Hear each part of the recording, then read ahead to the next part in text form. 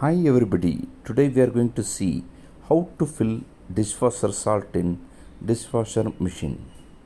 Just open the salt lid and you can see here this is where we are going to fill the salt.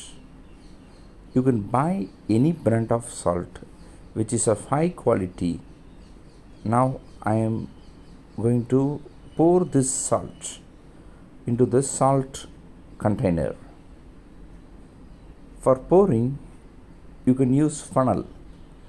You can fix the funnel into that layer and just open the salt and just pour it into the funnel. After pouring the sufficient amount of salt, remove the funnel and just close the lid tightly. Thank you.